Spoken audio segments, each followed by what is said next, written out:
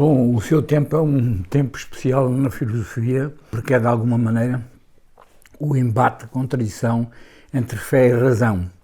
O Padre Himalaia representa, diante dessa polaridade, uma busca que é a capacidade de manter, digamos, a razão, realmente, mas também uma espécie de limites a uma razão, porque o sentimento, a fé, faz com que a presença da razão estrita e positiva e o cientifismo da época, do século XIX em particular, retiravam, digamos, ao pensamento e à consciência, sobretudo à consciência humana, um poder que ultrapassa a razão e a fé. E, portanto, eu acho que o Padre Himalaia está numa síntese criativa dessa grande luta na filosofia que opôs a razão ao sentimento, à fé, e que nós temos que procurar hoje um conhecimento de ciência com consciência. O Padre Himalaia viveu essa grande ruptura também do paradigma industrial em relação ao paradigma anterior, não é? E há aqui neste paradigma construtivo com o carvão e o petróleo uma ruptura que o Padre Himalaia descobre, que é a capacidade de inventarmos uma sociedade nova que poderia ser baseada em energias renováveis. Isto particularmente porque ele percebeu que o modelo urbano-industrial que estava a viver, particularmente nos países mais desenvolvidos, ou de maior crescimento técnico-económico, começava a haver problemas gravíssimos.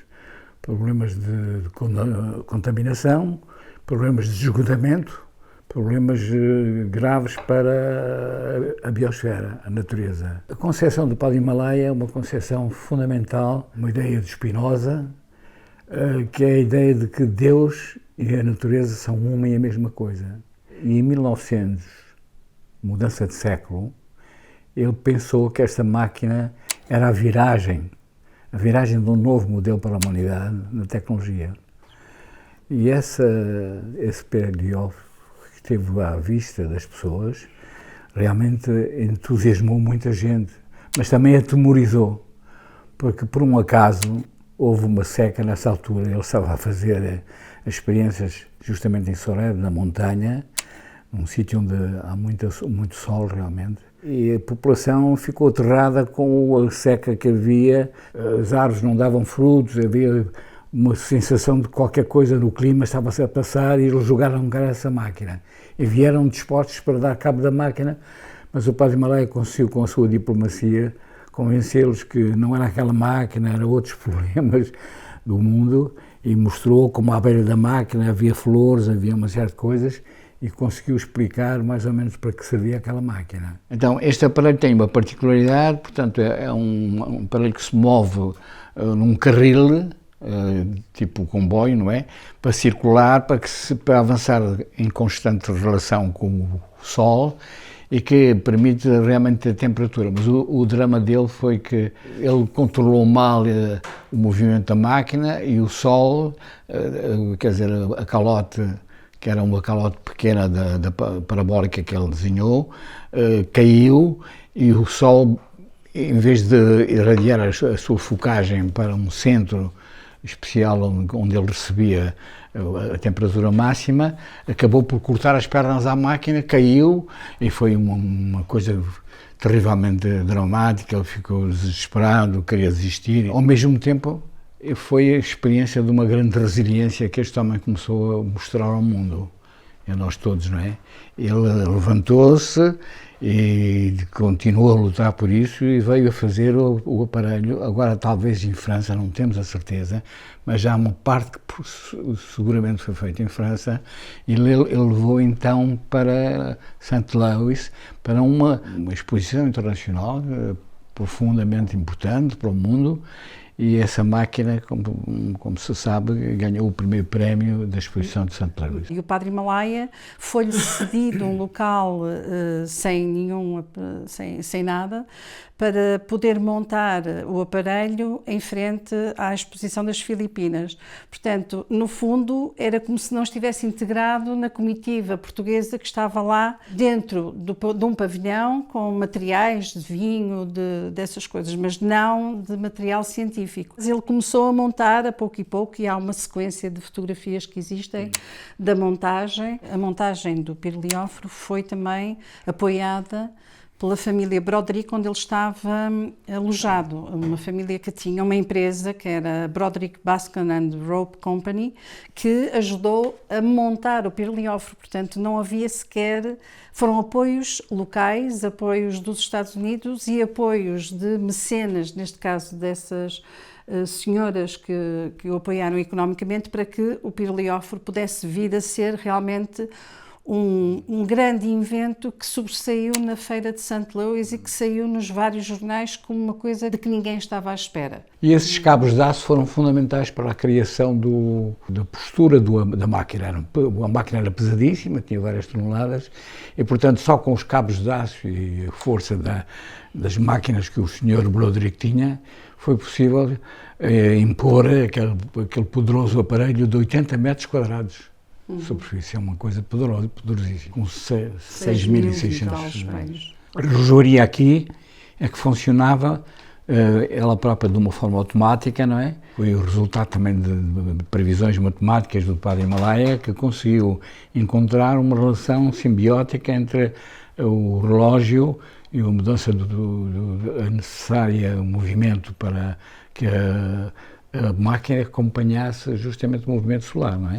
E, portanto, essa inovação do paradigma, que começava aqui de uma forma teórica, mas consistente, a alternativa para uma nova energia, essa foi metida na gaveta. Alguém não estava interessado que o modelo do petróleo e do carvão desaparecessem. Há aqui uma contradição, que, por um lado, o Padre Himalaia é um homem rural na sua formação inicial, o mundo português era muito rural, etc. Mas, ao mesmo tempo, essa ruralidade e esse amor pela natureza, ou quase uma espécie de amor místico pela natureza, fez com que ele se despertasse em contradição com este modelo urbano-industrial que ele sempre se afastou desse, porque achava que ele era carbonífero, que o mundo do carvão vinha do sol e que o sol era justamente o céu, não é?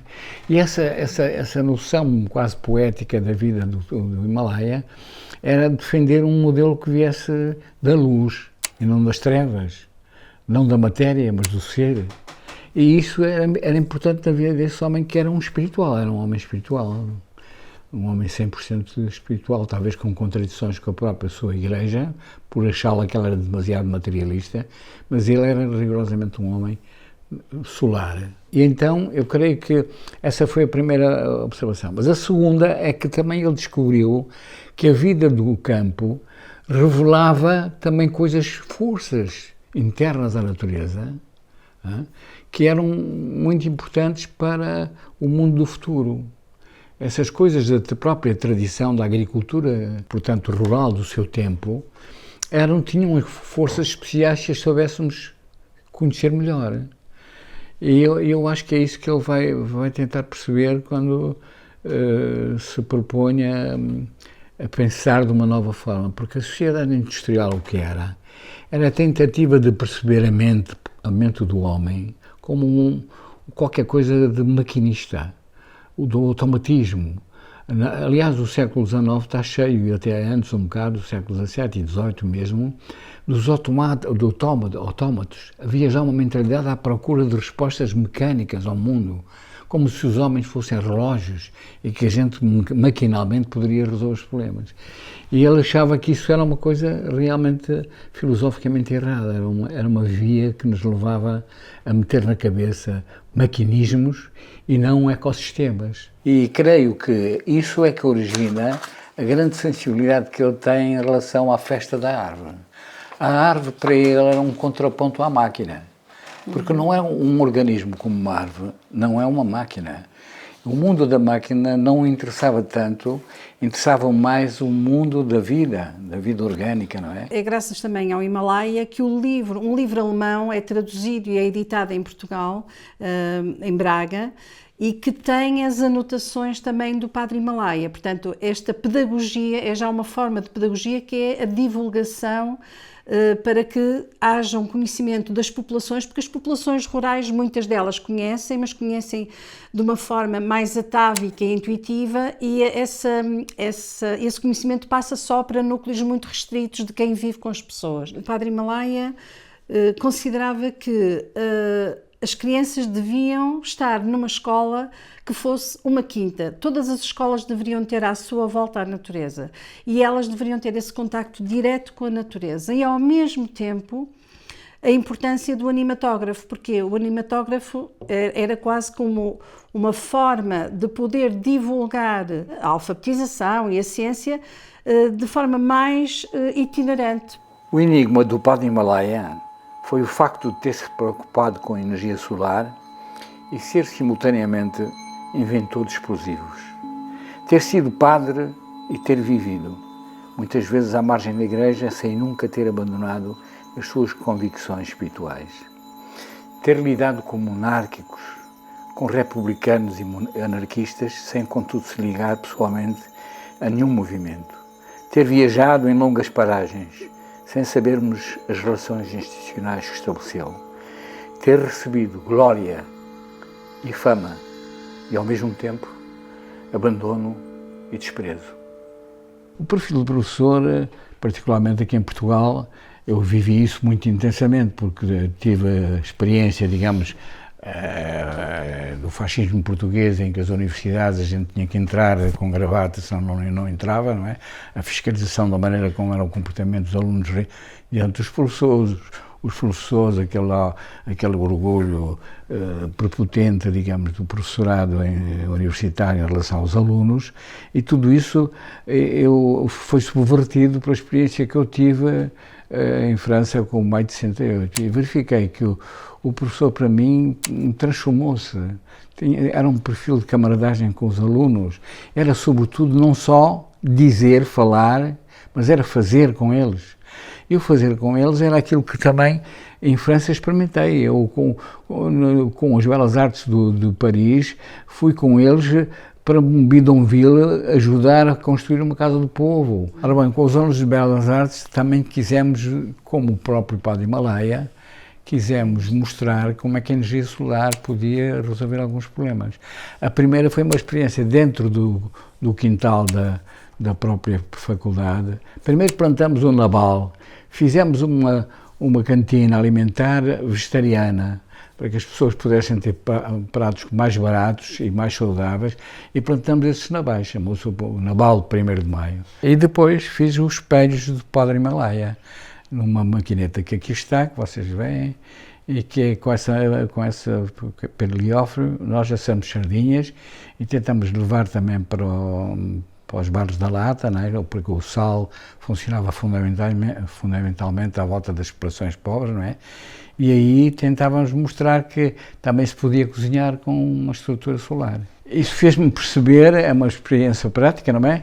De tentar fazer uma eólica, que é no início aqui, dos anos 80. Sim, nos inícios dos anos 80, que é baseada num princípio do Solvónios, um inventor deste tipo de eólica, que é feita com um cilindro aberto ao meio e desfocado, de maneira que a sua contradição permite a passagem do vento e faz funcionar, digamos, essa máquina que roda, e depois também com um sistema elétrico poderia alimentar uma bomba de trazer a água mais funda de um poço e trazê-lo para uma charca que permitisse, por exemplo, a acumulação de água, que é muito necessária em Trás-os-Montes. Foi naquela altura, pelos preconceitos, pela ignorância, por problemas, inclusivamente, do caciquismo político naquele tempo, foi condenada, dizendo que aquilo era um aparelho para contactar a União Soviética, que era uma experiência comunista, que estava em relação com Cuba, etc. Tudo isso são as conspirações negativas que aparecem quando as mudanças se fazem, quando a sociedade muda de paradigma ou quando está em transição. E foi essa transição que nós tentamos fazer em todos os sítios em que podíamos, não é? O padre Himalaia dizia que era essa tríada que era fundamental num país, portanto, mais uma vez, o sol, o problema da floresta, ou seja, das árvores, da produção agrícola, e o problema do mar, e o quarto problema que era essencial para ele, a pedagogia. Mas, ao mesmo tempo, há uma similitude entre esta experiência e a experiência do padre Himalaia na Tapada da Ajuda, em que ele, ao pôr aquilo, não estava bem calibrado e derrete a própria máquina. Portanto, ele mostra que é possível derreter o ferro com que a máquina é feita através da energia solar. Esta aqui também teve um fim idêntico, não com o sol, mas com o vento. É que, como não havia grandes condições económicas para fazer uma estrutura que fosse suficientemente forte para os ventos que avassalam Trás-os-Montes, nomeadamente neste local, ela, quando começou a rodar, rodou de tal maneira que foi logo pelo ar e, portanto, não aconteceu. Ainda hoje lá estão algumas das fundações e as pessoas lembram-se que realmente ali houve uma máquina estranha que voou, tal era a força do vento. É por isso que eu acho que o fundamental das ideias do padre Himalaia estão depois nas teorias que foram desenvolvidas por Vernadsky, que é, por exemplo, a ideia de que tudo na natureza é um ecossistema e que tudo está interligado. Essa visão holística que é preciso ter para perceber a problemática ecológica é uma mudança profunda da economia, porque é perceber que a ecologia circular ou a economia circular é que é a grande força de transformação do futuro se nós queremos viver. Caso contrário, a fome, a miséria, a contaminação, o esgotamento, as mudanças climáticas se farão. Só a mudança desse paradigma, o modo de vivermos de uma nova maneira, que foi explicitada pela primeira vez, a meu ver, de uma forma clara, pelo padre Himalaia e, evidentemente, também outros precursores, mas o padre Himalaia em Portugal. O pensamento não pode ser feito com axiomas, como era o pensamento medieval, como era o pensamento religioso. A nova espiritualidade exige um pensamento aberto, uma relação constante de procura. O processo é mais importante. Vivemos polaridades que se movem como na natureza se movem pela metamorfose e mudança dinâmica. O mundo faz-se e não se faz por rupturas. Eu vejo um bachelar na pessoa do padre Himalaia, porque ele fala muito das realidades diferentes. A realidade física dos minerais é diferente da realidade física dos corpos animais, e os corpos animais são diferentes da consciência, do pensamento espiritual. Quer dizer, todas essas investigações que hoje estamos a ter no domínio da filosofia estavam já pressentidas no pensamento do padre Himalaia. Por exemplo, olhando aqui para este desenho que tu fizeste do padre Himalaia lá na Caridade, nos últimos anos ele esteve 2 anos na Caridade, onde morreu, digamos um lar onde ele estava como capelão. Há uma inquietude muito grande no padre Himalaia, porque nem aqui ele se acomodou a ser um simples capelão. E o que é que ele faz? Acha que a alimentação dos idosos que lá estavam e dos doentes, porque aquele lar da Caridade é uma espécie de hospital, acha que deve intervir e faz variações na alimentação daqueles idosos que lá estão. E, ao mesmo tempo, faz uma aplicação artística para dar alguma vida à alma daquelas pessoas que ali estavam à espera de morrer, e toca violino, portanto, tenta recriar alguma cultura e algum ânimo nas pessoas que estão à espera da morte ali naquele centro, mesmo na própria alimentação. Eu acho que esse tempo é um tempo de um homem que quis ensinar, por final da sua vida, que temos que aprender a morrer. A velhice é um ato de aprender a morrer para talvez ser uma passagem neste mundo. Eu acho que a esperança dele tinha a ver com a vontade de que isso fosse uma passagem e que realmente as ideias que ele já no seminário defendia era uma coisa que ele acreditava profundamente. Um mundo do futuro.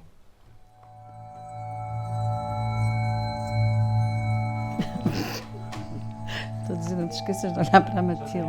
Oh, Matilde, Olha para ela. esqueço-me sempre que tu és o centro da questão. Ali.